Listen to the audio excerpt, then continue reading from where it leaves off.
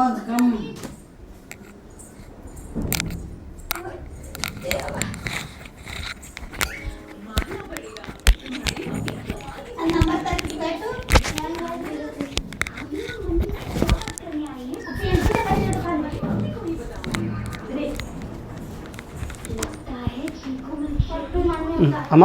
ಸ್ವಲ್ಪ ಟಿವಿದ ಆವಾಜ್ ಕಡಿಮೆ ಇಡು, ಟಿವಿದ ಆವಾಜ್ ಕಡಿಮೆ ಇಡು ಚಿನ್ನು, ಸ್ವಲ್ಪ ಸೌಂಡ್ ಕಡಿಮೆ ಇಡು. ಕರುನಾಡಿಗೆ ನಮಸ್ಕಾರ. ನಾನು ನಿಮ್ಮ DGK sir, Akkalkot, Solapur. NET NET ಎಕ್ಸಾಮದ ಮೊದಲನೇ ಪತ್ರಿಕೆ 10ನೇ ಯೂನಿಟ್ ಹೈಯರ್ ಎಜುಕೇಷನ್, ಇದರಲ್ಲಿ ಬರುವಂಥ 200 ಇಂಪಾರ್ಟೆಂಟ್ ಕಾನ್ಸೆಪ್ಟ್ಗಳ ಬಗ್ಗೆ ನಾನು ಹೇಳುತ್ತಿದ್ದೇನೆ. ಈಗ 20ನೇ ಕಾನ್ಸೆಪ್ಟ್ ಇದೆ, value of freedom. Value of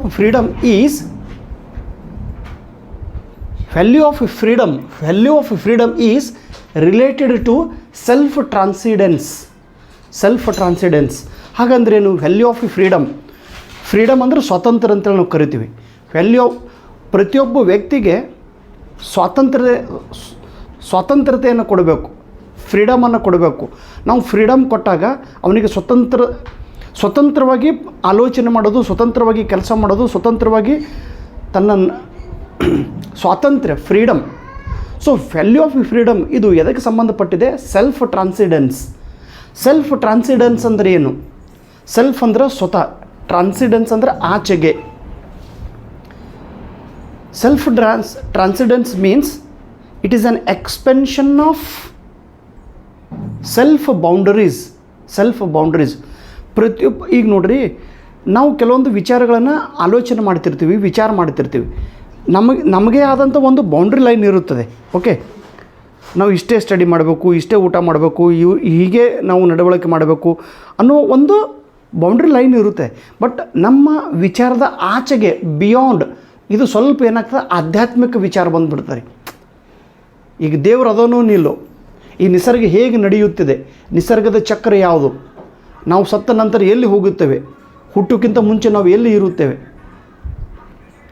beyond our imagination, beyond our limit ಕೆಲವೊಂದು ವಿಚಾರಗಳು, ಅಥವಾ ನಮ್ಮ ಪ್ರಾಣ ಎಲ್ಲಿ ಇರುತ್ತದೆ, ನಾವು ಸತ್ತಾಗ ನಮ್ಮ ಪ್ರಾಣ ಎಲ್ಲಿ ಹೋಗುತ್ತದೆ, ಹೀಗೆ ನೋಡಿ ಕೆಲವೊಂದು ವಿಚಾರಗಳಿಗೆ ನಾವು ಉತ್ತರ ಸಿಗುವುದಿಲ್ಲ. ಈ ಉತ್ತರಗಳನ್ನು ಹುಡುಕುವ ಸಲುವಾಗಿ ವ್ಯಕ್ತಿಗೆ ನಾವು ಸ್ವಾತಂತ್ರ್ಯತೆಯನ್ನು ಕೊಡಬೇಕು. ಅದಕ್ಕೆ ಸೆಲ್ಫ್ ಟ್ರಾನ್ಸಿಡೆನ್ಸ್ ಎಂದು ಕರೆಯುತ್ತಾರೆ. ಸೆಲ್ಫ್ ಟ್ರಾನ್ಸಿಡೆನ್ಸ್ ಜಾಸ್ತಿ ವಿಚಾರ ಮಾಡಬೇಡ್ರಿ. The freedom of value is related to self transcendence. ಆಮೇಲೆ NEP ನ್ಯಾಷನಲ್ ಎಜುಕೇಷನ್ ಪಾಲಿಸಿ 2020 ಇವರು ಒಂದು ಹೊಸ ಸಂಸ್ಥೆಗಳನ್ನು ಸ್ಥಾಪನೆ ಮಾಡಲು ಇಚ್ಛಿಸಿದ್ದಾರೆ. It proposed some bodies to establish.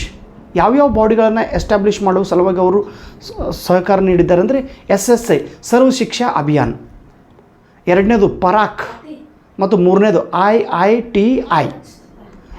ಆದರೆ SSI ಅಂದರೆ ಸರ್ವ ಶಿಕ್ಷಾ ಅಭಿಯಾನ್, ಇದನ್ನು ವಾಜಪೇಯಿ ಸರ್ಕಾರದವರು ಪ್ರಾರಂಭ ಮಾಡಿದರು. 6 ರಿಂದ 14 ವರ್ಷದ ಮಕ್ಕಳಿಗೆ ಪುಕ್ಕಟಿಯಾಗಿ ಶಿಕ್ಷಣ ಒದಗಿಸುವುದು, ಪ್ರಾಥಮಿಕ ಶಿಕ್ಷಣವನ್ನು ಸಾರ್ವತ್ರಿಕ ಮಾಡುವುದು ಈ ಸರ್ವ ಶಿಕ್ಷಾ ಅಭಿಯಾನದ ಒಂದು ಉದ್ದೇಶವಾಗಿದೆ. ಸರ್ವ ಶಿಕ್ಷಾ ಅಭಿಯಾನ ಇದನ್ನು ಯಶಸ್ವಿಗೊಳಿಸುವ ಸಲುವಾಗಿ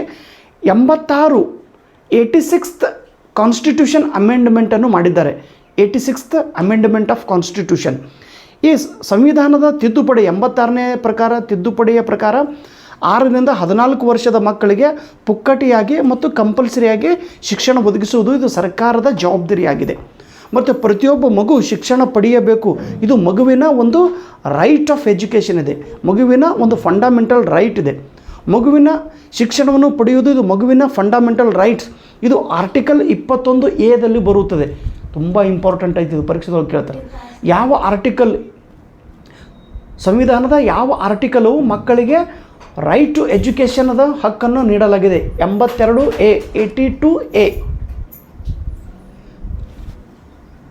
ಓಕೆ, ಇನ್ನು ರೈಟ್ ಟು ಎಜುಕೇಷನ್ ಆ್ಯಕ್ಟನ್ನು ಎಂದು ಜಾರಿಗೆ ತರಲಾಯಿತು? ರೈಟ್ ಟು ಎಜುಕೇಷನ್ ಆ್ಯಕ್ಟನ್ನು 1 ಏಪ್ರಿಲ್ 2010 ಜಾರಿಯಲ್ಲಿ ತರಲಾಯಿತು, ಇಂಪ್ಲಿಮೆಂಟ್ ಮಾಡಲು ಪ್ರಾರಂಭ ಮಾಡಿದರು. ಅದಾದ ನಂತರ 2018 ಈ SSI ಸರ್ವ ಶಿಕ್ಷಾ ಅಭಿಯಾನವನ್ನು ಕ್ಯಾನ್ಸಲ್ ಮಾಡಿ ಇದನ್ನು ಇನ್ನೊಂದು ಯೋಜನೆದೊಳಗೆ ಕೂಡಿಸಿದ್ದಾರೆ. ಅದಕ್ಕೆ ನ್ಯಾಷನಲ್ ಎಜುಕೇಷನ್ ಮಿಷನ್ ಅಂತೇಳಿ ಕರಿತೀವಿ, ನ್ಯಾಷನಲ್ ಎಜುಕೇಷನ್ ಮಿಷನ್ 2018ನಲ್ಲಿ. ಬಟ್ ಈಗ NEP ಪ್ರಕಾರ ಸರ್ವ ಶಿಕ್ಷಾ ಅಭಿಯಾನ ಇದು ಇನ್ನೊಂದರಲ್ಲಿ ಕೂಡಿಕೊಂಡಿದೆ. ಅದರ ಹೆಸರು ಸಮಗ್ರ ಶಿಕ್ಷಾ. ಸಮಗ್ರ ಶಿಕ್ಷಾ. ಈ ಸಮಗ್ರ ಶಿಕ್ಷಾದಲ್ಲಿ 3 ಯೋಜನೆಗಳು ಕೂಡಿಕೊಂಡಿವೆ. ಒಂದು ಸರ್ವ ಶಿಕ್ಷಾ ಅಭಿಯಾನ, ಇನ್ನೊಂದು RMSA ರಾಷ್ಟ್ರೀಯ ಮಾಧ್ಯಮಿಕ ಶಿಕ್ಷಾ ಅಭಿಯಾನ ಅಂದರೆ ಹೈಸ್ಕೂಲ್ ವಿದ್ಯಾರ್ಥಿಗಳ ಸಲುವಾಗಿರುವಂಥ RMSA ಮತ್ತು ಟೀಚರ್ ಎಜುಕೇಷನ್ TE, ಈ 3 ಯೋಜನೆಗಳನ್ನು ಸಮಗ್ರ ಶಿಕ್ಷಾ ಅಭಿಯಾನದಲ್ಲಿ ಕೂಡಿಸಿದ್ದಾರೆ. ಇದು ಒಂದು ಯೋಜನೆ NEPದವರು ಪ್ರಾರಂಭ ಮಾಡೋರಿದ್ದಾರೆ. ಎರಡನೇದು ಪರಾಕ್, PARAKH. P means performance, A means assessment, performance assessment review, performance assessment review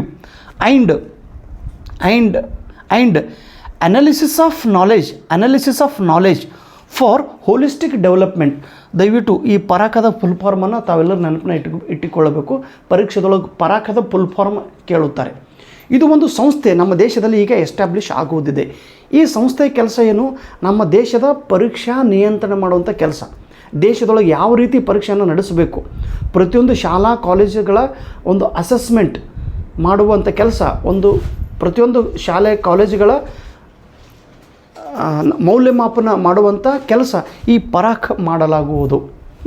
ಅದಾದ ನಂತರ ಇನ್ನೊಂದು IITI, ಇಂಡಿಯನ್ ಇನ್ಸ್ಟಿಟ್ಯೂಟ್. ದಯವಿಟ್ಟು ಇದ್ರ ಫುಲ್ ಫಾರ್ಮ್ ನೆನ್ಪಿಡ್ರಿ, Indian institute of translation and interpretation. Indian institute of translation and interpretation. ಈಗ 21ನೇ ಶತಮಾನದೊಳಗೆ ಏನಾಗ್ತದೆ ರೀ, ಅನೇಕ ಭಾಷೆಗಳನ್ನು ನಾವು ಕಲಿಯುತ್ತಿದ್ದೇವೆ, ಅಥವಾ ಅನೇಕ ಭಾಷೆ ಪ್ರತಿಯೊಬ್ಬ ವ್ಯಕ್ತಿಗೆ ಬರಬೇಕು.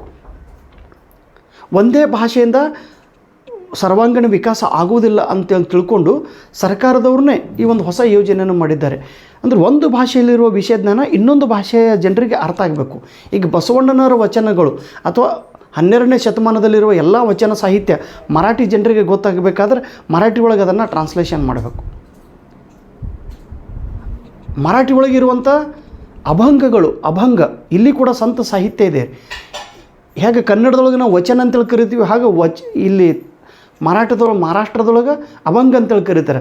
ಈ ಮರಾಠಿ ಅಭಂಗಗಳು ಕನ್ನಡದಲ್ಲಿ ಟ್ರಾನ್ಸ್ಲೇಷನ್ ಮಾಡೋ ಕೆಲಸ. ಸೊ ಇದನ್ನು ಯಾರು ಮಾಡೋರು ಅಂತೇಳಿ ಸರ್ಕಾರದವ್ರನ್ನೇ ಒಂದು ಯೋಜನೆ ಮಾಡಿದ್ದಾರೆ.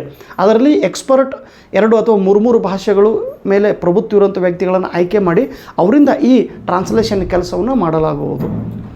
Indian institute of translation and interpretations. Okay, interpretation ಅಂದರೆ ಅನೇಕ ಅರ್ಥಗಳನ್ನು ನಾವು ತೆಗೆಯಲಾಗುತ್ತದೆ. ಈ ರೀತಿ ಈ 2 ಕಾನ್ಸೆಪ್ಟ್ ಬಗ್ಗೆ ನಾನು ಹೇಳಿದ್ದೇನೆ. Thank you so much. ನಮಸ್ಕಾರ. ಅಕ್ಷರ ಏಕ್ದಮ್ ದುಂಡು ತೆಗಿಬೇಕು. ಹಾಂ,